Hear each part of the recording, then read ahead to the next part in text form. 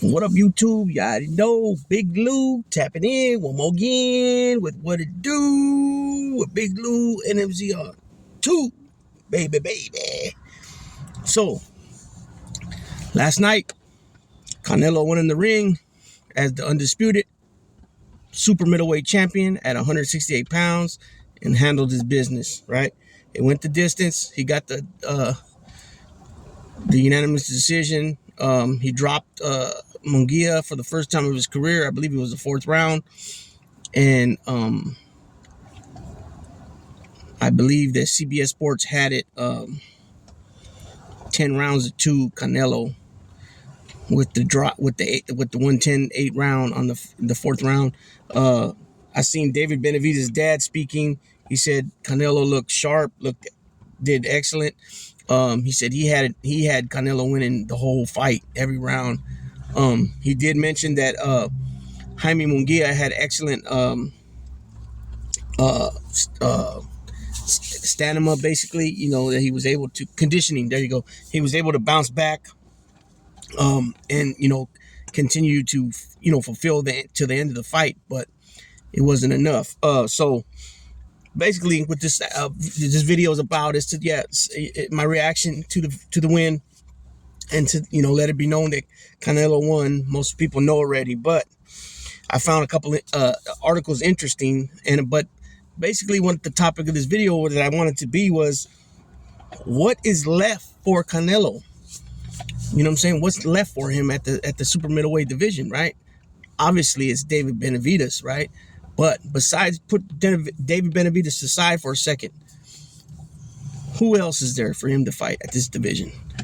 David Morrell, who's, he's a WBA regular champion, which doesn't mean anything to Canelo because he has a WBA super belt. But as far as, contenders at that division, at that weight level, he's, and Morrell's only got like, 11, 12 pro fights. It wouldn't even make sense for him to take that fight.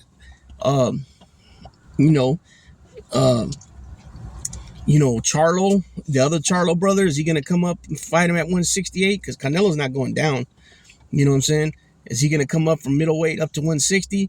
Which from what some of the reporting on him is that he's like throwing the white flag in against Caleb Plant, right? Or what?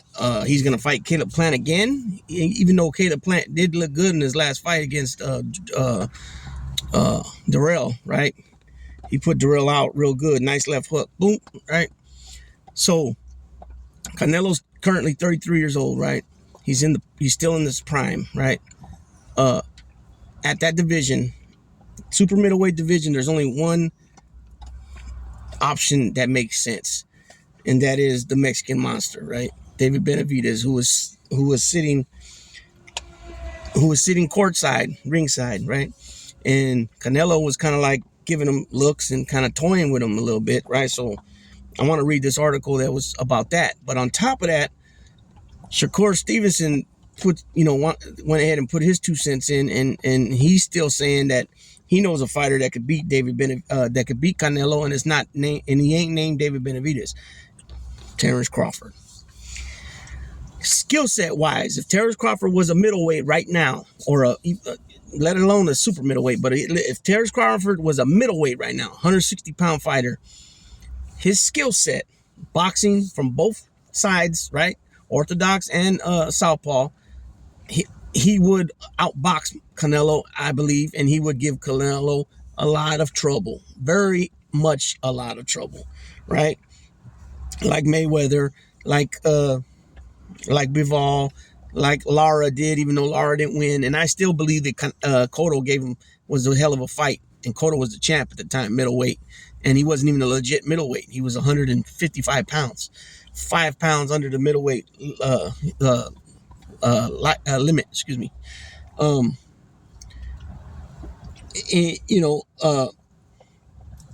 But Crawford is not 160. Crawford is 147. So you're talking about 3 divisions he's going to have to jump, even though this next fight he's fighting 154, right? So we're talking about He hasn't fought 154 yet. This is his first title. This is his first fight at 154, and guess what? It's for a title, and he's earned it. He's a 2-division undisputed, 3-division world champion, right? Titleist. So he's good. That's his next fight coming up, okay? So he would still have to go up 14 pounds, and we seen what happened with Jermell Charlo, the undisputed 154-pound champion at the time that he faced Canelo, and Canelo hurt him with punches, right? Munguia couldn't, Munguia was getting broke down from Canelo's punches, and Munguia's fought a couple of times at 168 already, so I don't think, me being honest, to be honest, yeah, Crawford might give him a little trouble boxing wise. Actually, I think he'd give him a lot of trouble boxing wise, but as soon as he starts, as soon as Canelo starts laying the leather on him, he's gonna feel it and feel it quick, right? So that was in the Marca article with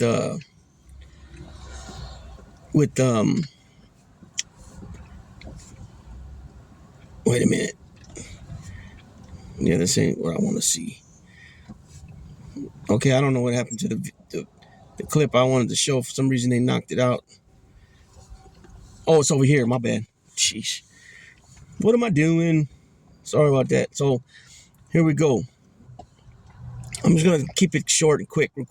Canelo defeated Jaime Munguia on Saturday night. We know that. Shakur Stevenson was impressed with Canelo's win over Munguia, but he still believes that Terrence Crawford will be too good for the Mexican. Canelo dominated his fellow paisano for the majority of their bout and retained his world titles in the process. Canelo has been linked to numerous high-profile fights in recent months, and one is a huge bout against Crawford. The Nebraska man will step up to super welterweight / junior middleweight in his next contest against Israel Madrimov, whatever. But if he jumps even further to 168, Stevenson thinks he can beat Canelo. Hell of a fighter Canelo is, wrote Stevenson on his X account. Still think Bud beats him. I don't see how that's. I don't even see how that could even be. You know what I mean? I don't see how that could. I don't see how that can even. It's just too much weight, too much power. I just don't believe it. You know what I'm saying? I don't think it would happen. Let me see. I want to read this other one.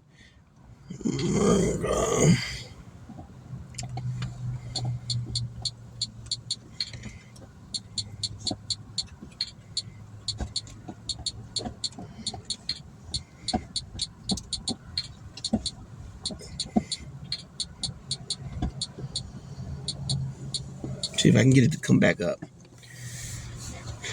Okay, here we go. So this is Canelo Alvarez and his provocative gesture to David Benavidez from the ringside after win against fellow countryman / paisano Jaime Munguia. Munguia was no match for Canelo, who brushed his fellow Mexican aside. Canelo Alvarez managed to defeat Jaime Munguia, revalidating his middleweight title and perhaps becoming the best pound-for-pound boxer in the world. Super middleweight title. They put middleweight title. I don't know right now. I want to rest, enjoy my family, but if the money is right, I can fight right now. I don't give a shit. I fought everybody they say I don't want to face. I fought all of them. I can do what I want. I am Mexican. Canelo said when questioned about a possible fight against Benavidez. Okay. But before those statements, and although it went unnoticed by the vast majority of spectators, Canelo spotted Benavidez in the stands and made a provocative gesture. He turned to look at the place where Benavidez was. Although he showed a certain irony, Canelo invited Benavidez into the ring, albeit in a derisive laugh and without saying a word. Benavidez only raised his hands as if asking what to do. This action by the Jalisco native has sparked rumors on social networks that the fight everyone wants to see could take place on the weekend of Mexico Independence Day next September. I think that's it. I think that's all on this article. Yeah, that's it. So I caught that. I don't know if you guys seen it, but Benavidez was in the stands like, "What's up? It's time. What's up?" Right? So Benavidez, if you guys don't know, is a 2-time WBC super middleweight champion. Okay, he never lost the belt. Okay, if you guys are not aware, one time he tested dirty for cocaine. They stripped him of the belt. They vacated it. Another time he did not make weight, and they vacated the belt. Right, which is weird that it didn't happen to Devin Haney. Right, that's what I'm saying. Boxing politics, right? Okay, then he also won it a 3rd time, but it was considered an interim title. So I don't know really if that's considered, would he really be considered a 3-time WBC super middleweight champion? Because 2 times it was official, 1 time it was interim, which really didn't make sense because Canelo fought recent right after that. Sometimes you'll see these guys fight and somebody will be named the interim title holder for, say, IBF or WBC, and the same night or the next night or maybe the next weekend, the guy who actually holds the title fights. So I don't understand. Usually an interim title would only come in effect when the legit holder gets injured or something, gets injured usually. You know what I'm saying? That's usually what happens. Because for any other reason, usually they're supposed to vacate the belt, like for dirty drug tests, dirty steroids, during the fight. You know what I mean? And it'd be considered a no contest. Like what's going on with Ryan Garcia, they'll figure that out, right? So again, in my opinion, there's only one option. But what I was getting to was Canelo's 33 years old. The last video, I mentioned something about him probably only fighting for maybe a couple years, tops to 35. At this point, he makes a ton of money when he fights. I think he probably makes the most money out of everybody right now, and he has been for a while. You're talking about making 3 fight deals with DAZN, for hundreds of millions of dollars, 5 fight deals with PBC, you know what I'm saying, and so on and so forth. And then he has his own promotion now. Canelo, I think it's called Canelo Alvarez Promotion or Canelo Promotion. If you guys notice, he's got his own clothing line. I'm pretty sure it's his own. I'm pretty sure it's his clothing line, or he's doing deals with other clothing lines to have his logo on there, the C and the A. So this dude's making money now. He didn't start making money until after he got with Golden Boy, like good money, boxing money, until after he got with Golden Boy. That's my opinion. I could be wrong about that, but opinionally speaking, I believe, but then again, when Canelo was coming up, I didn't hear of him because I was in prison, so the very first time I ever heard Canelo's name was when he fought Mayweather and I was in prison. That was the first time I ever heard his name. Come on, be quiet.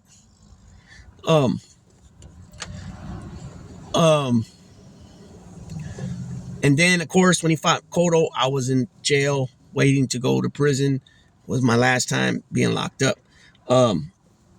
So, I've been like seeing Canelo on, I think I've seen him a time or two in between 2000.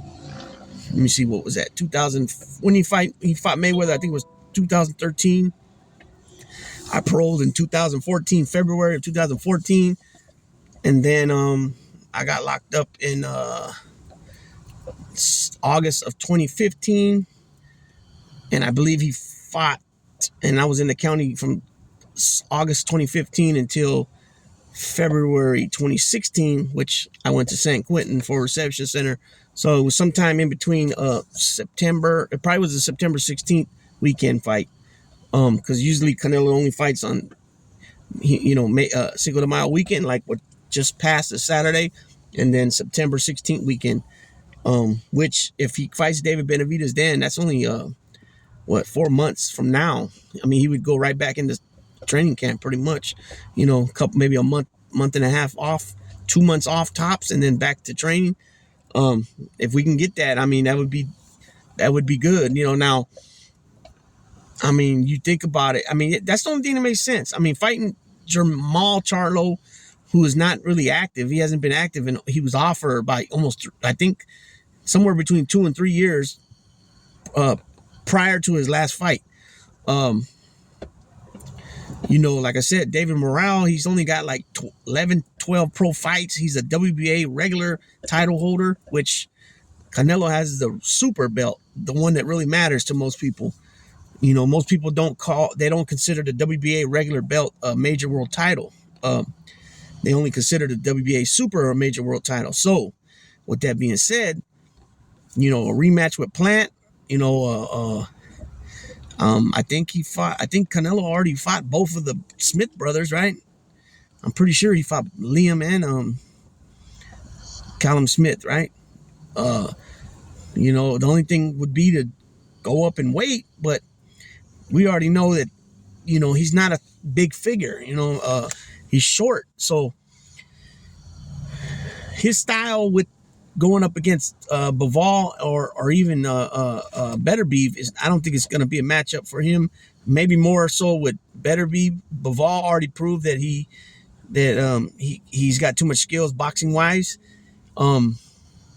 So we probably won't see that. Maybe if Beterbiev and Bivol do end up fighting, because right now it's postponed. The June 2nd fight or the June 1st fight that was supposed to be coming up, it has been postponed. So I mean, if they do end up getting a undisputed, somebody wins that bout and they do end up fighting, somebody becomes undisputed, then maybe Canelo goes up and tries to challenge the champ, and then maybe, if it's Bivol and he loses again to him, maybe he hangs it up. I really don't see Canelo retiring on a L. I don't see he's that type of dude, his personality wise. And the reason I say that is because the way he carried on and what he kept saying after the Bivol fight, that he wanted the rematch, and it was, the rematch, which he didn't understand that now you lost, Bivol wants more money, and he deserves more money. He outboxed you, he outworked you, he out everything you, and that's the way it works in boxing. You know what I'm saying? He would be the A-side fighter. I mean, even though it doesn't sound right because of the name Canelo, Cashnelo, all that, King Nelo, Cartelnelo, all that, you know what I mean? But you're talking about you going up to his division, him being the, undisputed champ, if that was to go through and him and Beterbiev finally get it on. I think Bivol is better as a more technician in the ring, boxing wise, on the craft of boxing, compared to Beterbiev. I think Beterbiev fights more power with more power. Nonetheless, they both got that same Eastern European style, that come forward, that Triple G, Klitschko type style. You know what I mean? Sergey Kovalev was another one, but when Canelo got him, he was already, even though he was champion at the time, he was more over the hill. We haven't heard of him. Where is he now? He's not around. So, and I don't think he fought anymore. To be honest, I don't think he fought anymore after that. But he could. Man, let me make sure, because I don't want to say something. Let me check real quick. Let's see if he fought after that or not. Sergey Kovalev. Sergey Kovalev.